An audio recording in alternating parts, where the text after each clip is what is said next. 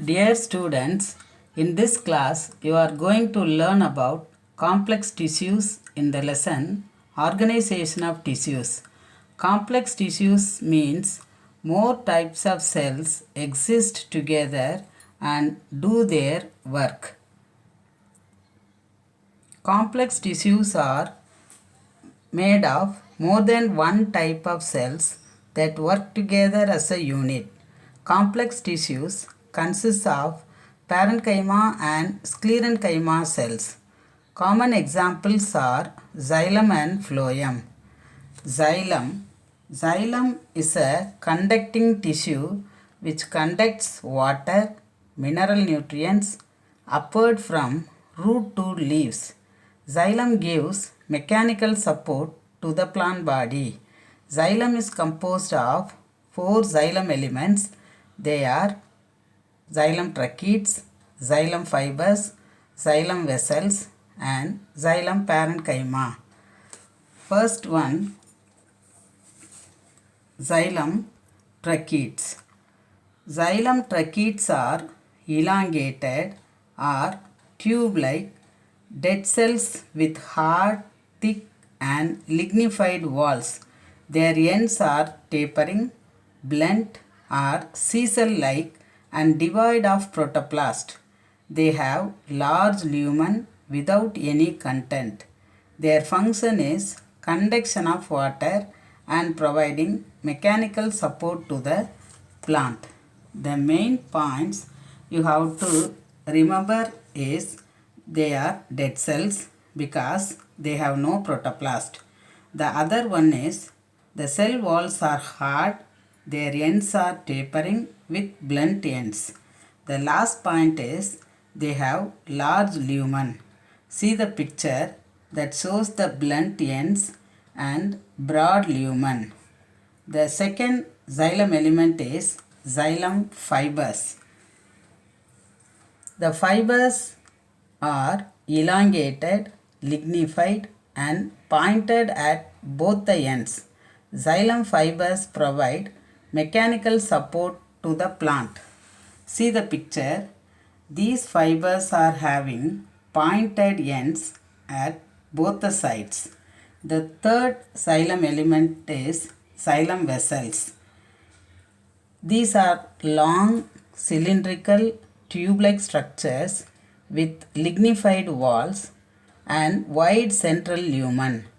These cells are dead cells as they do not have protoplast. They are arranged in longitudinal series in which the partitioned walls, that is, the transverse walls, are perforated. And so the entire structure looks like a water pipe. Their main function is to transport of water and also to provide mechanical strength. See the picture, the xylem vessel here. It is very thick when compared to tracheids and fibers. The last xylem element is xylem parenchyma. These are living and thin-walled cells. The main function of xylem parenchyma is to store starch and fatty substances. So, this is the only living cells of the xylem elements. See the picture of xylem parenchyma. It has cytoplasm and nucleus at the center. This is the reason that we call it as the xylem parenchyma is living cells. Here you can see all the diagrams of xylem elements. The first one is xylem tracheid. Here you can see the thick cell wall with broad lumen. The ends are blunt. The second one is xylem vessels. Here you note the lumen of the xylem vessel. It is very thick when compared to the tracheid and fiber. Then the transverse walls are having sieves. Then the xylem parenchyma. Here xylem parenchyma has thin walled and cytoplasm and nucleus at the center. The fibers are elongated with narrow lumen with pointed ends. The next complex tissue is phloem. Phloem is a complex tissue and consists of the following elements: sieve elements, companion cells, phloem fibers, and phloem parenchyma. Phloem cells are used for transporting food in all directions. Let us see the phloem elements one by one. First one, sieve elements. The conducting element of phloem are collectively called as sieve elements. Sieve tubes are elongated, tube-like, slender cells placed end to end. The transverse walls at the ends are perforated and are known as sieve plates. The main function of sieve tubes is translocation of food from leaves to the storage organs of the plant.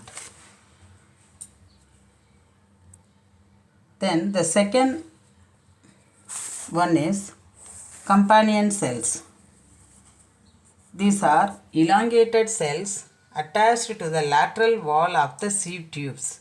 A companion cell may be equal in length to the accompanying sieve tube element, or the mother cell may be divided transversely, forming a series of companion cells.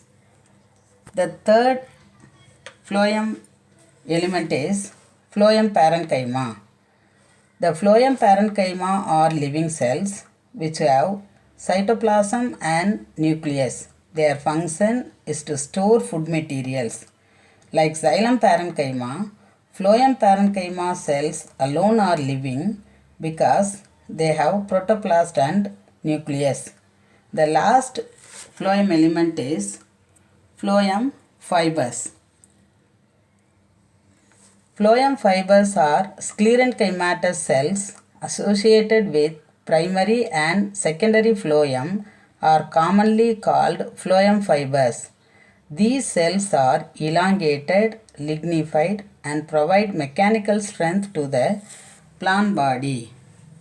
Next, we will see the differences between xylem and phloem. The xylem conducts water and minerals. Phloem conducts organic solutes or food materials. Conduction is mostly unidirectional, that is from roots to apical parts of the plant in xylem. Conduction may be bidirectional from leaves to storage organs, and growing parts are from storage organs to growing parts of the plant through phloem. Conducting channels are tracheids and vessels in xylem.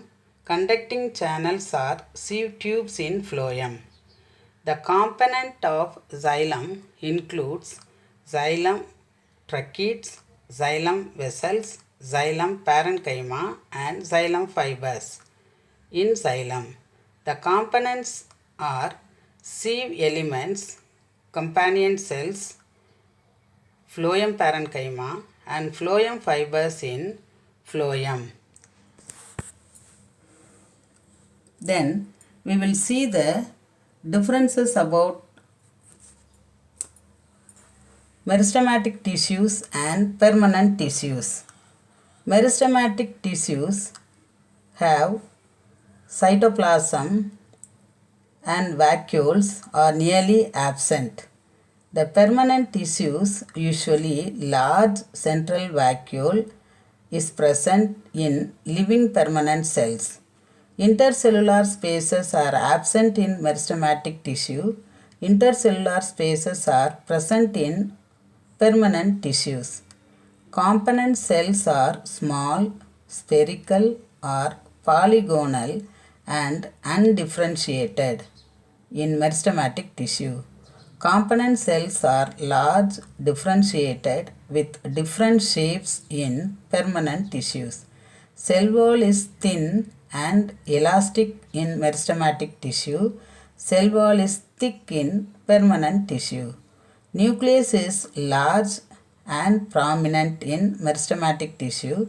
Nucleus is less conspicuous in permanent tissue. Cells grow and divide regularly in meristematic tissue. Cells do not normally divide in permanent tissue. Meristematic tissue provides mechanical support and elasticity to the plant body. Permanent tissue provides only mechanical support. Thank you.